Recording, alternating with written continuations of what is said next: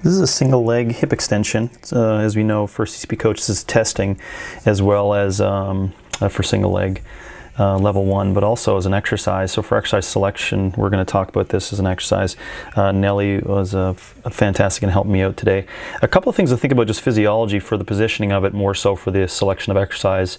And then I'll go through it again as we finish the video to talk about timing and sequence and stuff. You want to try to ask individuals, especially to be in a comfortable position, so I choose the mat, hands in an externally rotated position.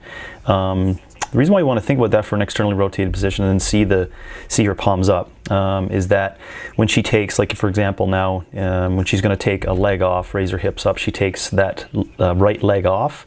You got to remember that when the right leg is off, that right shoulder has to push down against the ground, remember, because if you want to envision being in a 4 position like a table and taking a leg off, there's going to be pressure put on the opposite side arm, and being in a palms up externally rotated position is just going to be cueing some of those stabilizers in the shoulder that coordinate with that crisscross reaction. So for example, if she's going to take her left leg off now, her right leg, as you know, hamstring, right glute, and into the low back on that side, but also the opposite left side in the upper body down her left side of her back is also having a, let's call it a crisscross contraction to ensure that she stabilizes.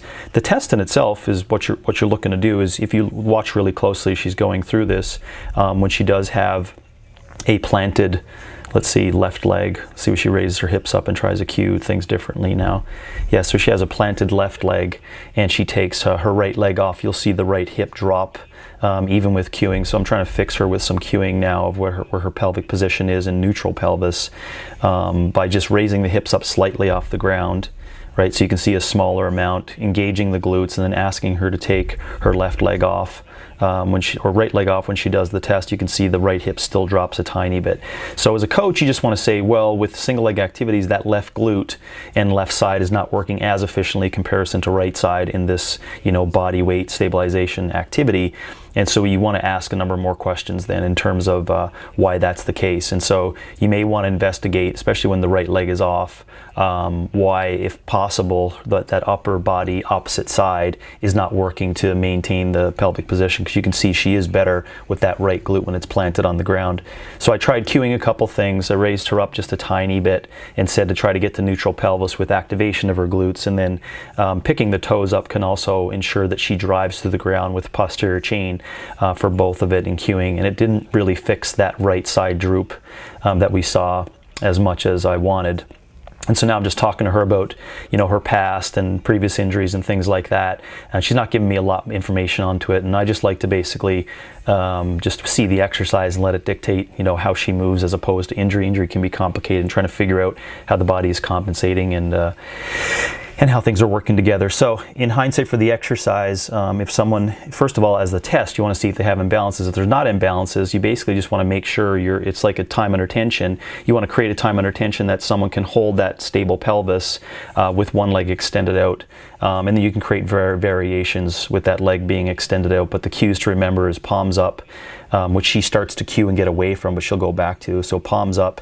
And ensure that they have activation of the posterior chain. And the key points for you to ensure that you're doing that with clients, because some people will have such tight anterior hips through the quad, basically anterior hip, that they actually can't get into extension of the hips. So they can't push their hips up into the ear, if you want to think about it, and activate their glutes, because they're limited from having tight anterior hips. She's not. So you want to make sure that people understand where neutral spine is and get them to feel out what that good activation is of the glutes and the hamstrings before you start the exercise. And then allow the positioning to dictate the time under tension. Because it's a stabilization move, they should be able to do a number of seconds. If they can do 4 or 5 seconds and then it progresses into 30 seconds, for single leg holds, that's fantastic, but allow the positioning to dictate how long you hold it, and just saying exactly how long we want to hold it. And of course, it can be a test that turns into an activation. And even with us doing it over and over, though, she didn't improve it that much, so it's going to be something that we have to look into more so. It could be opposite side anterior positioning work that we need to do to improve that. But that's single leg exercise selection, single leg hip extension, and a test and an exercise. And let me know if you have any questions on how to implement that.